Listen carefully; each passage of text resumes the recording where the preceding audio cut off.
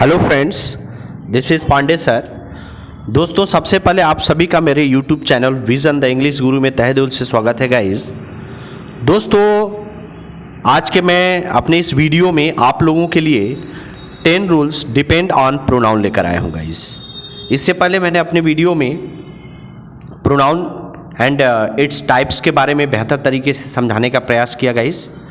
और दोस्तों, आज का ये रूल्स उन बच्चों के लिए काफ़ी बेहद इम्पॉर्टेंट है जो कंपटीशन की तैयारी कर रहे हों, जैसे air force, navy, NDA, SSC, bank, railway, C TET, UP TET and Bihar TET. So दोस्तों, ये रूल्स बहुत ही इम्पॉर्टेंट है उन लड़कों के लिए भी जो इस साल क्लास 12th की परीक्षा देने वाले हैं, क्योंकि आए दिनों क्लास 12th में भी कभी कभार ये सभी रूल्स से आ जाते हैं। सो दोस्तों, हर एक दृष्टिकोण से आज के रूल्स आपके लाइफ के लिए बहुत ही इम्पॉर्टेंट है जो लड़के शिक्षा के क्षेत्र में हैं। सो दोस्तों, without delay we start the video. तो सबसे पहले शुरू होने से पहले मैं आप लोगों को ये कह देना चाहता हूँ कि जो बच्चे नए होंगे मेरे चैनल को सब्सक्राइब कर देंगे तो ऐसे ही जो इम्पोर्टेंट वीडियोज़ मैं लेकर के आ रहा हूँ उनको समय से नोटिफिकेशन प्राप्त हो पाएगा और वो इम्पोर्टेंट रूल्स को देख सकेंगे। सो दोस्तों, देखते हैं रूल नंबर फर्स्ट। दोस्तों, प्रोनाउन के रूल नंबर फर्स्ट में है कि यदि एक ही वाक्य में तीनों पर्सन आए हों, यदि एक ही वाक्य में तीनों पर्सन जैसे first person, second person and third person तीनों आए हों, तो गुड सेंस में इनका क्रम 2, 3, 1 तथा बैड सेंस यानी कि गलत या अपराध के सेंस में इनका क्रम 1, 2, 3 हो जाता है तथा साथ ही साथ इनके बाद आने वाला वर्ब प्लूरल और प्रोनाउन सबसे छोटे पर्सन के अनुसार होता है। ये रूल फ्रेंड्स बहुत इंपॉर्टेंट है। इस रूल में कई बच्चे बहुत ही फंस जाते हैं, पर दोस्तों आज ध्यान से अगर आप देख लेंगे तो शायद आपको शिकायत का मौका नहीं मिलेगा। रूल नंबर फर्स्ट देखते हैं। रूल नंबर फर्स्ट पर डिपेंड कुछ एग्जाम्पल्स देखते हैं गाइस। जैसे मैं बोलूं I, you and he are going to their village. So दोस्तों, यह वाक्य आपके सामने लिखा गया है। क्या यह वाक्य सही है गाइस? यह वाक्य बिल्कुल गलत है, क्योंकि दोस्तों I, you and he are going to their village ये गुड सेंस है और इनका क्रम 2, 3, 1 के अकॉर्डिंग है भी नहीं, और यहाँ पर सबसे छोटे पर्सन के अनुसार दियर का प्रयोग जो हुआ है वो गलत है। तो इसका सही क्या रूप होगा? इसका सही रूप होगा guys, you, he and I are going to our village होगा गाइस। OUR का प्रयोग हमने यहां पर क्यों किया? आप जानते हो फ्रेंड्स कि इस सब्जेक्ट में 3 लोग हैं, यू, ही एंड आई है। तो वैसे भी ये तो सब्जेक्ट पूर्ण रूप से प्लूरल हो गया, परंतु इस रूल में यह भी बताया गया कि जो प्रोनाउन का प्रयोग होगा सबसे छोटे पर्सन के अनुसार होगा, according to the smallest person of the sentence. So दोस्तों, आप कहेंगे कि इस वाक्य का सबसे छोटा पर्सन तो आई है, तो आई के अनुसार माई होना चाहिए। लेकिन गाइज, फर्स्ट पर्सन का सिंगुलर सब्जेक्ट आई होता है और प्लूरल सब्जेक्ट वी होता है। तो चूंकि यहां पर सब्जेक्ट प्लूरल है, तीनों मिलकर के प्लूरल हो जा रहे हैं, इसलिए प्लूरल सब्जेक्ट फर्स्ट पर्सन के प्लूरल सब्जेक्ट वी के अकॉर्डिंग अपने शब्द की स्पेलिंग मैंने यहां पर आर का प्रयोग किया है। इसलिए यह वाक्य पूर्ण रूप से गाइज सही है। You, he and I are going to our village is right. एक वाक्य और लेते हैं guys, you and he are going to your village. देखिए फ्रेंड्स, यह वाक्य सही है। क्रम में करा कि तुम और वह अपने गांव जा रहे हो। तो फ्रेंड्स, तुम और वह अपने गांव जा, तो गुड सेंस है। तो यू 2, 3, 1 के अनुसार 2 सही है। 2 के बाद थर्ड पर्सन है कि ही का प्रयोग हुआ है, तो you and he are going to your village is right. एक वाक्य और लेते हैं guys, I, you and he are guilty in this case. देखिए friends, I, you and he are guilty in this case में बैड सेंस दे रहा है, क्योंकि कह रहा है कि मैं, तुम और वह इस केस में अपराधी हैं। तो गाइस बैड सेंस आ रहा है, इसलिए अब इनका क्रम 2, 3, 1 की बजाय 1, 2, 3 होगा, जिनका क्रम इस वाक्य में सही है।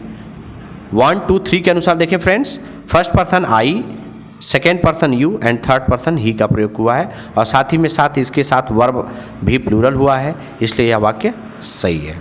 सो दोस्तों अब हम आते हैं रूल नंबर सेकेंड। प्रोनाउन के रूल नंबर सेकेंड कहता है गाइस कि जब दो या दो से अधिक नाउन, या यह कह लें कि जब दो या दो से अधिक नाउन एंड से जुड़े हों तो उनके लिए आने वाला प्रोनाउन सदैव प्लूरल होगा। दोस्तों देखें, जैसे मैं बोलूं Ram and Mohan went to their school. So दोस्तों आप कहेंगे कि यहां पर दियर का प्रयोग क्यों हुआ? क्योंकि बेटा राम और मोहन ये दो लोग हैं और अपने विद्यालय गए, तो राम और मोहन अपने विद्यालय गए, तो यहां पर दियर का प्रयोग होगा फ्रेंड्स। फिर उसके बाद हम आते हैं Suresh and his family members have completed their work. कह रहा कि सुरेश और उसके परिवार के सदस्य हैव कंप्लीटेड यानी कि पूरा किए हैं, दियर वर्क मतलब अपने कार्यों को। सुरेश और उसके घर के सदस्य अपने कार्यों को पूरा किए हैं। तो सो गाइस यहाँ पर दियर वर्क का प्रयोग इसलिए हुआ है क्योंकि सुरेश और उसके परिवार के अन्य भी सदस्य मिलकर के प्लूरल हो जा रहे हैं, इसलिए आने वाला प्रोनाउन और हैव साथ ही में साथ वर्ब भी प्लूरल होगा, इसलिए हैव और दियर यहाँ पर मैंने इस्तेमाल किया है। फिर रूल नंबर अब आते हैं फ्रेंड्स थर्ड। दोस्तों जब दो सिंगुलर नाउन एंड से जुड़े हों एवं दोनों के पूर्व ईच या एवरी आया हो तो उनके लिए आने वाला प्रोनाउन सिंगुलर होना चाहिए और साथ ही साथ वर्ब भी सिंगुलर होगा। जैसे मैं बोलूं every soldier and every seller was in his place. प्रत्येक सोल्जर, प्रत्येक एक एक सोल्जर और प्रत्येक एक एक seller was in his place अपने अपने जगह पर है। तो वाज का प्रयोग मैंने प्रत्येक एक एक की बात कर रहा है फ्रेंड्स, इसलिए यहां पर वाज का प्रयोग मैंने किया और इन हिज प्रोनाउन हिज का प्रयोग किया क्योंकि प्रत्येक एक एक सोल्जर और प्रत्येक एक एक सेलर की बात की जा रही है, इसलिए यहां पर वाज और यहां पर हिज लगेगा। सो दोस्तों अब एग्जाम्पल सेकेंड आते हैं। Each officer and each clerk joined his job. देखिए friends, each officer and each clerk कह रहा कि प्रत्येक एक एक ऑफिसर और प्रत्येक एक एक क्लर्क अपना नौकरी ज्वाइन की। तो यहां पर फ्रेंड्स हिज का मैंने प्रयोग किया है क्योंकि प्रत्येक एक एक की बात कर रहा है। सो दोस्तों रूल नंबर फोर्थ आते हैं। दोस्तों यदि किसी वाक्य की शुरुआत one of the, each of the, all of the, either of the, neither of the से हो तो इनके बाद आने वाला नाउन तो प्लूरल होगा परंतु वर्ब एवं प्रोनाउन दोनों सिंगुलर होगा गाइस। जैसे मैं बोलूं each of the students is ready to do his duty, यानी कि ईच ऑफ द स्टूडेंट्स यानी कि छात्रों में से प्रत्येक एक एक छात्र इज रेडी मतलब तैयार है टू डू हिज ड्यूटी अपने कर्तव्य पूरा अपने कर्तव्य करने के लिए। सो दोस्तों यहाँ पर ईच ऑफ द स्टूडेंट्स के बाद मैंने इज लगाया है क्योंकि प्रत्येक एक एक की बात की जा रही है इसलिए इज लगेगा और प्रत्येक एक एक की बात कर रहा है इसलिए प्रोनाउन के रूप में यहाँ पर हिज का प्रयोग हो। कभी भी देयर का प्रयोग गलती से भी न करें नहीं तो वाक्य गलत हो जाएगा आपका। मैं बोलूं either of the two students gets his gifts. Either of the two students यानी कि उन दोनों छात्रों में से किसी एक छात्र को अपना उपहार मिला। Gets sorry friends, either of the two students gets his gifts. उन दोनों छात्रों में से कोई एक छात्र को अपना उपहार मिलता है। सो दोस्तों अब अगला लेते हैं example. One of the boys was playing cricket, यानी कि उन लड़कों में से कोई एक लड़का क्रिकेट खेल रहा है। सो गाइज यहां पर वाज मैंने लिया। फिर आते हैं फ्रेंड्स रूल नंबर फिफ्थ पर। दोस्तों यदि किसी भी वाक्य का सब्जेक्ट वन हो तो उसके लिए आने वाला पॉसेसिव केस के रूप में वंस का प्रयोग करें गाइज। जैसे मैं बोलूं one should do his duty, ये वाक्य सही है फ्रेंड्स, किसी को भी अपना कर्तव्य करना चाहिए। तो वन मतलब किसी को भी अपना कर्तव्य करना चाहिए। तो यहां पर फ्रेंड्स ये वाक्य पूरा गलत है क्योंकि फ्रेंड्स वन के लिए यहां पर हिज का प्रयोग नहीं होगा, वंस का प्रयोग होगा। इसलिए one should do one's duty is right. So दोस्तों अब रूल नंबर 6 पर आते हैं। दोस्तों यदि किसी वाक्य में इंडेफिनिट प्रोनाउन जैसे एवरीवन, एवरीबॉडी, समवन, समबॉडी का प्रयोग हुआ हो तो उनके बाद आने वाला प्रोनाउन और वर्ब दोनों सिंगुलर होगा। याद रखें फ्रेंड्स, जैसे मैं बोलूं someone has stolen my pen, तो फ्रेंड्स समवन यानी कि किसी ने मेरी कलम चुराई है, तो यहां पर हैज का प्रयोग होगा फ्रेंड्स। समवन यानी कि किसी एक व्यक्ति की बात की जा रही है, यानी कि यहां पर हैज का प्रयोग होगा। मैं फ्रेंड्स बोलूं एवरीवन शुड ओबे हिज पेरेंट्स, यानी कि प्रत्येक लोगों को अपने माता पिता का कहना मानना चाहिए, तो यहां पर मैंने फ्रेंड्स हिज का प्रयोग इसलिए किया क्योंकि ये इंडेफिनिट प्रोनाउन है और इसके लिए आने वाला जो प्रोनाउन होगा वो सिंगुलर होगा।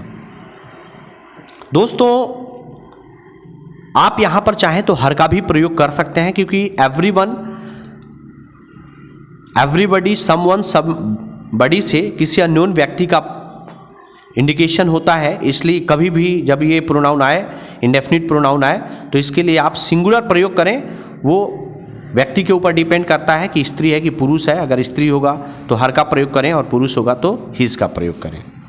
सो दोस्तों अब रूल नंबर 7 पर आते हैं। यदि किसी वाक्य में रिलेटिव प्रोनाउन जैसे हु, विच, हुज, हुम, दैट एटसेट्रा का प्रयोग हुआ होगा तो उसके बाद आने वाला प्रोनाउन उस रिलेटिव प्रोनाउन के पहले आए हुए शब्द के अनुसार होगा। जैसे मैं बोलूं the girl who has come from my village is my cousin. देखो कह रहा कि the girl who has come, देखिए फ्रेंड्स द गर्ल हु, अब यहां पर हु जो है कह रहा कि वह लड़की जो मेरे गांव से आई है वो मेरी भतीजी है, सॉरी कजन मतलब चचेरी बहन है। तो द गर्ल हु हैज, तो हु के बाद, हु के पहले कौन सा शब्द आया? The girl. अब यहां पर आने वाला जो हैज है, जो हेल्पिंग वर्ब है, ये द गर्ल के अनुसार ही प्रयोग किया गया है गाइस। मैं बोलूं he is one of the boys who have done their work well. So दोस्तों देखिए he is one of the boys who have, तो हु देखिए फ्रेंड्स यहां पर हु रिलेटिव प्रोनाउन आया है। अब ये हैव और देयर का प्रयोग उस रिलेटिव प्रोनाउन हु के पहले आए हुए शब्द द बॉयज के अनुसार होगा। कह रहा है कि ही is one of the boys, कह रहा है कि वह उन लड़कों में से एक है, हु मतलब जो, have done their work well जो अपना कार्य अच्छे से करते हैं, जो अपना काम अच्छे से किए हैं। सो फ्रेंड्स हैव और देयर का प्रयोग द बॉयज के अनुसार हुआ है। दोस्तों रूल नंबर 8, दोस्तों रूल नंबर 8 कहता है कि यदि किसी वाक्य में लेट और बिटवीन आया हो तो इसके बाद आने वाला प्रोनाउन अपने ऑब्जेक्टिव केस में होना चाहिए। क्योंकि दोस्तों एक बेसिक फंडा मैं आपको बता देना चाहता हूं कि किसी भी वाक्य में कोई भी वर्ब हो या प्रोनाउन आया हो, सॉरी फ्रेंड, यदि किसी भी वाक्य में वर्ब हो या कोई भी प्रीपोजिशन आया हो तो उसके बाद आने वाला जो वर्ब, आने वाला जो प्रोनाउन होता है वो अपने ऑब्जेक्टिव केस में ही होता है। सो दोस्तों यहाँ तो लेट वर्ब है और बिटवीन प्रीपोजिशन है, तो वर्ब और प्रीपोजिशन के बाद आने वाला प्रोनाउन जो होता है वो अपने ऑब्जेक्टिव केस में होना चाहिए। मैं कुछ वाक्य लेता हूं जिसके माध्यम से हम समझते हैं गाइस। एक वाक्य लेता हूं, let I and he go together. क्या यह वाक्य सही है गाइस? यह वाक्य बिल्कुल गलत है, क्योंकि लेट के बाद आई नहीं मी आएगा और लेट के बाद ही नहीं हिम आएगा, इसलिए इसका वाक्य सही जो होगा let me and him go together is right. उसके बाद दोस्तों हम आते हैं रूल नंबर 9 पर। दोस्तों रूल नंबर 9 प्रोनाउन का कहता है कि यदि किसी वाक्य में each other and one another दो रेसिप्रोकल प्रोनाउन का प्रयोग किया गया हो तो ध्यान रहे कि ईच अदर का प्रयोग दो के लिए जबकि वन अनदर का प्रयोग दो से अधिक के लिए किया जाता है। मैं बोलूं एग्जाम्पल के रूप में the two friends quarrelled with each other. तो फ्रेंड्स कह रहा है कि दो मित्र एक दूसरे से लड़े, तो दो है, संख्या दो है, इसलिए फ्रेंड्स यहां पर ईच अदर का प्रयोग बेहतर होगा।